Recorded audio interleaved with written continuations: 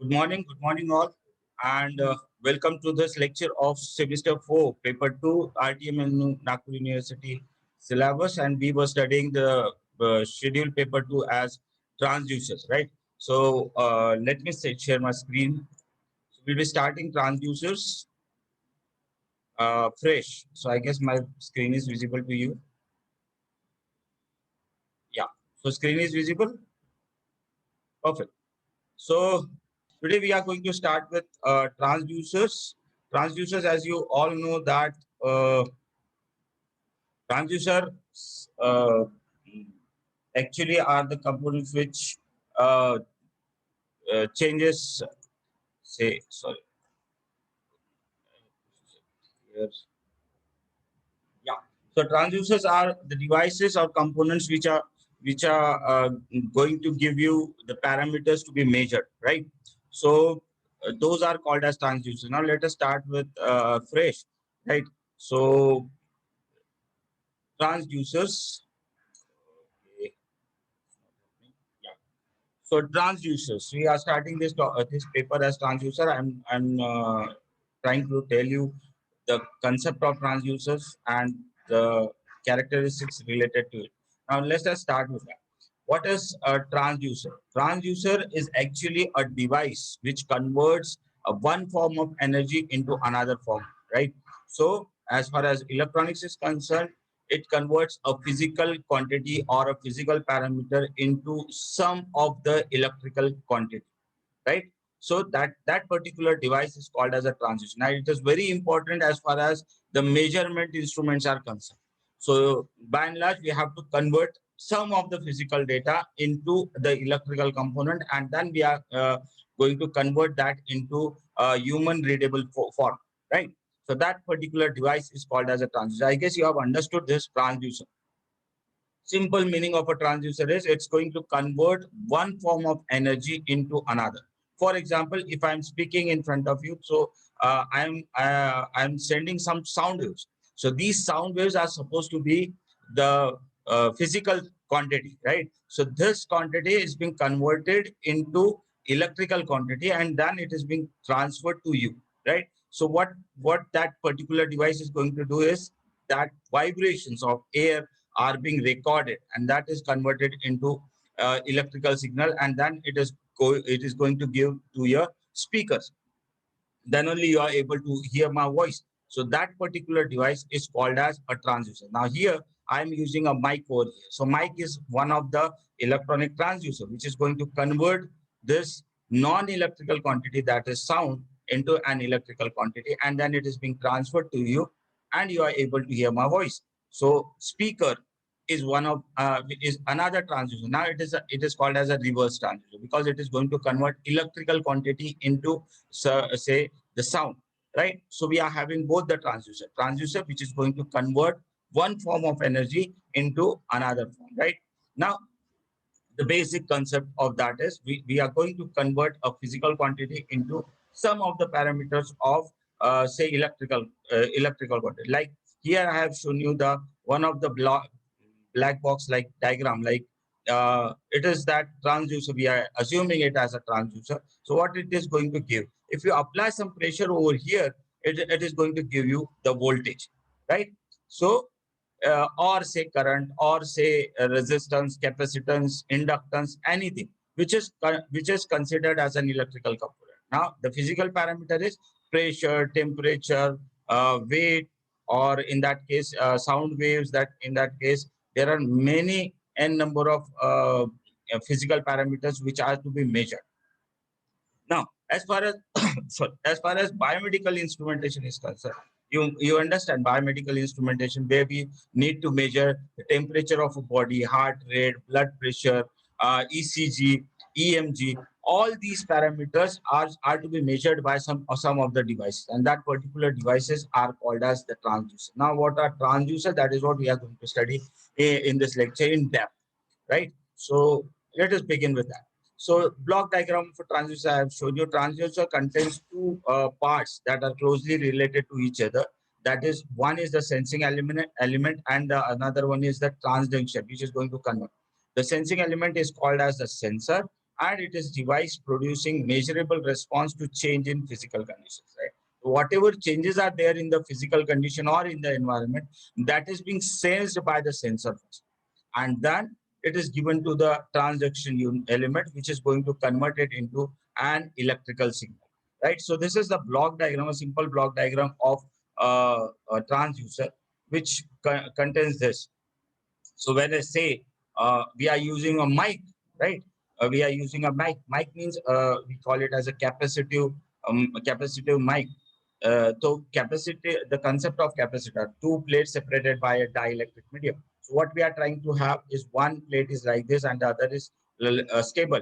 This is a thin membrane which is going to vibrate, and this can be taken as the sensor, right? So whenever the air is pressed on this thin membrane, it vibrates, due to which the capacitance of that capacitor changes, right? So that is a sensing element, and the transduction, that is the capacitance, is going to change, and that is being given as an electrical signal, right?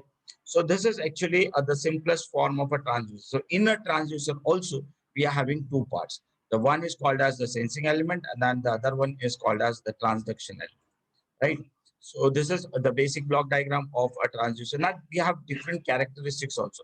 So the characteristics of transducers are what type of requirements we are having of a transducer. In a point, if you need to use a transducer, you have to use it in a different environment, right?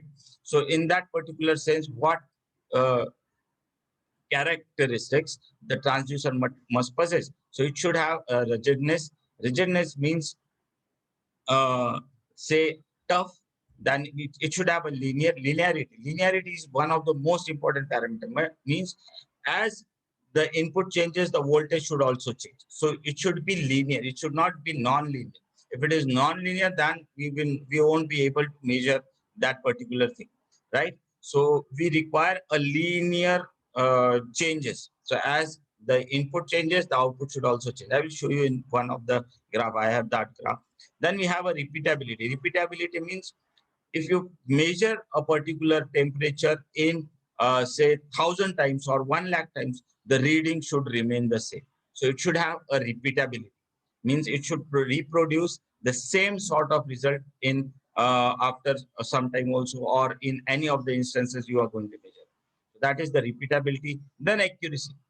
It should be accurate, means it should give you the accurate result. One time if it is giving you for a temperature say around 30 degree or a 6 for 30-degree temperature, if it is going to show you 30 millivolt, then it should remain 30 millivolt, right? So that is accurate. If it gives a 30-degree temperature, for 30-degree temperature it gives 35 millivolt at one time, and say at 36 millivolt at other time, means the repeatability is not safe, right? So these are some of the parameters. Then high stability and reliability. It should be stable. It should not fluctuate. Then reliability. It should be reliable. Means the transducer should not change its characteristics or components after certain duration or change in the environment. Dynamic range means where it is going to operate linearly, right? So that range should be maximum, right? Then we have the physical size. The size should be very small so that it can be introduced at any of the portion in the circuit, right? And speed of response. Yes, that this is one of the most fundamental characteristics of transducer, the speed. So as soon as the input is given, the output should appear, right? So that is called as the speed. And if it changes, means if it requires more time to change the output, then we won't be able to have, like in some devices, if you put like the glucometer, which is now being extensively used in this corona period, right? So what we do when we put it in a say uh, thumb, so it requires some time to give you the result, right? That glucometer, yes, I guess, sorry, pulse oximeter, right? That pulse oximeter gives you the oxygen level in your blood, and at the same time, it is going to give you the pulse rate. But it requires some time, and that particular time should be reduced. If it is giving instantly the result, then it is a good transducer. So uh, while considering a transducer, or while using a transducer, we should use these types of characteristics, and these characteristics should be noted. Then we are having sensitivity. So sensitivity means the as soon as the input is given, the output comes, right? So it should sense a smallest difference in the input also, right? So if there is a slight change in the input, that is also should be recognized by that transducer. That is called as sensitivity, right? So these are some of the characteristics of a transducer which are very essential while selecting a transducer in a circuit. So we are making an instrumentation system. Say for a temperature sensor, what type of transducer should be there? So that particular transducer should possess these all characteristics which is required. So this is the characteristics of transducers. Then we have yes, transducer selection factors. I've told you. Then operating principles. These are some of the factors where we are going to work on, where we need that these transducers should have the transducer must are many times selected on the basis of operating principle. The operating principle used may be resistive, inductive, capacitive. We are going to study uh, principle of operation at which it is going to operate. So whether it is going to change the resistance, whether it is going to change the inductor, capacitor, or say it has optoelectronics, or say it is a pressure devices, that is piezoelectric effect. So these are chosen by using the operating principle of that transducer. So these are some of the selection points. And sensitivity, I have told you, the transducer must be sensitive enough to produce detectable output. Means for a small change, there should be a considerable output. That is what we want in a transducer. That is sensitive. Operating range should be very high. Uh, it have a good resolution also. So जितना ज़्यादा ये रहेगा उतना ज़्यादा अच्छा result हम लोगों को मिलेगा. Accuracy, high accuracy is assured. Then cross sensitivity, it has to be taken into account when measuring mechanical quantities. There are situations where the actual quantity is being measured in one plane and transducer is subjected to variation in another plane. Now, what happens while I'm speaking in this mic? If it is very sensitive, then what will happen if the fan is going on, if it is on, and if it is rotating, it will pick up the sounds of that fan also, right? So if it is highly sensitive, then it's going to give you the sound of my fan. So it is not desirable. If we are expecting that, it should be that sensitive that it should give only one signal at a time. So that signal is supposed to be the sound waves which I am speaking, right? So there might be a cross sensitivity in that case, that it might give the preference to that air which is blowing from the fan.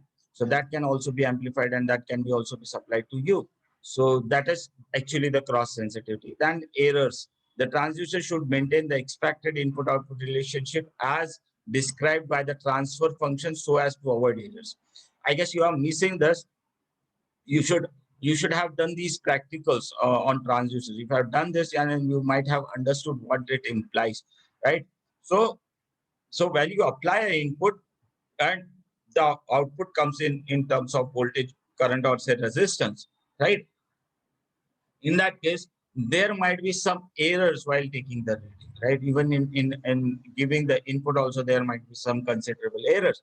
So that can be reduced by these transfer functions. Again, transfer function means as soon as you apply a input and the output appears, that is called as the transfer function. Now, some more selection portions are transient and frequency response. Yeah. So frequency response is very important, because if some of the devices work at lower frequency, it is not possible that the same devices will work at a higher frequency. Now, if you go on using the same devices at a very high frequency, now it's very difficult for some transducers to give you the result. So that is called as the transducer should meet the desired time domain specification, like peak overshoot, rise time, setting time, and small dynamic error. So it should have all these characteristics: transient and frequency response. Then loading effect. The transducer should have a high input impedance and low output impedance to avoid loading effect. I have told you impedance matching, that is maximum power transfer theorem, right? So whenever I told you that both the circuits should have same resistance, then only there will be maximum power transfer, right? So this is an input transducer circuit, and this is an output circuit. So when both the resistances, that is input output impedance of this circuit and input impedance of this circuit, are matches, then only the maximum power is being transferred. So if it is not, then we'll have the loading effect. So one of the circuit is going to load, is going to become hot. Environmental compatibility. This is very important, because if you are designing a transducer, or if you are designing a circuit in a particular temperature, then it is expected that it should maintain the same readings in other temperature, other surrounding, other environmental conditions also. If I go to say a very cold place like Himalaya and all, if I need to measure the same parameters over there, so the transducer should give me the same results, right? So it should not change. So environmental compatibility is also a very important factor while choosing a transducer. Insensitivity to unwanted signal. I have told you the transducer should be minimal sensitive to unwanted signals and highly sensitive to desired signals. As I told you that if I'm speaking and my fan is on, it should not pick up the say signals of the air blowing from my fan, right? So it should only pick up the signals from what I'm speaking. So that is insensitivity to unwanted signals. These are some of the parameters which are very crucial while selecting a transducer. Now, classification of a transducer. Now, the transducers are classified in many types like this. So we are having active and passive transducer. I will tell you one by one. Analog and digital transducers. Then we are having, on the basis of transduction principle, we are going to study this in depth. Transduction principle mean on which principle it is going to work, whether it is going to work on change in resistance, whether it is going to work on change in voltage, whether it is going to work on changing inductance. So these all are called as the transduction principle. That is what we also are going to see. Then we are having two types of transducer: primary transducer and a secondary transducer. So one which is going to give you the change, and the other which is going to uh, take that change and say give you the amplified version. So these are the classification of transducer. I've told you transducers, and we are having inverse transducers also. So these are classifications of transducer. We'll see one by one. So let us start from this: active and passive transducer. What are active transducers? Active transducers are these transducers do not need any external power supply, external source of energy, right? So it generates its own electrical signal, or it generates its own energy, right? So that particular transducers are called as active transducers. Remember this again. So active transducers are those which does not require any other external energy, power supply, external source to give the result, right? Means it is going to generate its own power. It's going to generate its own energy due to the changes in the physical parameters, right? So those particular devices are called as active devices, right? And the opposite is the passive devices, right? Passive devices which requires external source of energy, right? So those are active devices, therefore, and hence they are called as the self-generating type of transducers also. The active transducers are self-generating devices which operate under the energy conversion principle. Means it is just going to convert that particular energy, physical parameter, into some other form of energy. As the output of active transducers, we get an equivalent electrical output signal that, for example, temperature or strain to electrical potential without any external source of energy being used, right? So these active transducers, what they are going to give you, they are going to give you electrical signals without giving them any source of energy, right? Any power supply to them. So they are going to be self-generating sort of like this. So this is one of the examples. Piezoelectric transducer. Now, if you see, piezo means pressure. So when we apply pressure on this, it is supposed to give you some voltage, right?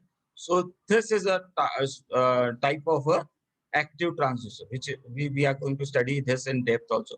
So active transducers, which are called as the self-generating transducers, which generates the which generates the uh, energy on their own. Here we are not given any external power supply. We are just going to give you pressure. Just apply the pressure on both the sides, and automatically we are expecting the voltage to come. That voltage may be very small in magnitude. That can be very small, but that can be amplified otherwise. But this particular transducer is not supplied with any of the energy, any of the power supply. It is going to generate that power supply. As you are able to see over here, we are just applying the pressure on this transducer, and due to that, we are having the movement of this transducer. Actually, this is a crystal transducer, so it is providing you a voltage, right? So this is a piezoelectric transducer. I guess you have understood active transducers. If you have any issues, kindly uh, unmute yourself and kindly ask. So this is active transducer. Classification of active transducer. These active transducers are being classified into these types depending on their working. Photovoltaic, that is the solar cells. Thermoelectric, that is actually say the thermo means temperature sensors, right? So thermoelectric means which is going to give you temperature related signals, like temperature sensors means that is one I'm not able to recall that. So we'll study that also. We are having that temperature transducer. Then electromagnetic, yeah, electromagnetic like transformer, LVDT, linear variable differential transducer. Piezoelectric, pressure जो अभी देखा हमने, chemical and others. So these are all active transducers. Thermoelectric में हमारे पास है thermocouple. Yes. So thermocouple is one of the example of a active transducer. We'll study that, right? So these are classification of active transducers. So this is all about active transducers. I have told you active transducers which are self-generating and which does not require any external source to operate.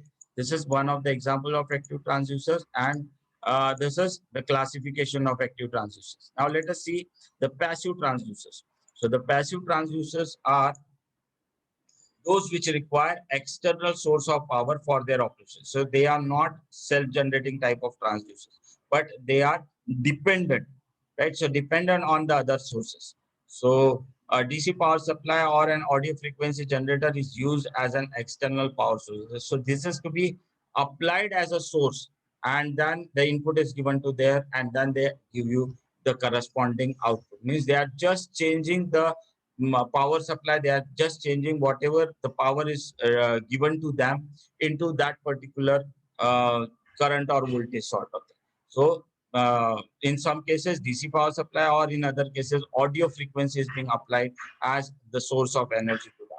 Then these transducers produce the output signal in the form of variation in resistance, capacitance, inductance, or some other electrical parameter in response to the quantity to be measured. So whatever quantity we are, physical quantity we need to measure it, that is going to change the resistance, capacitance, inductance, or some other electrical parameter in the response to the quantity to be measured, right?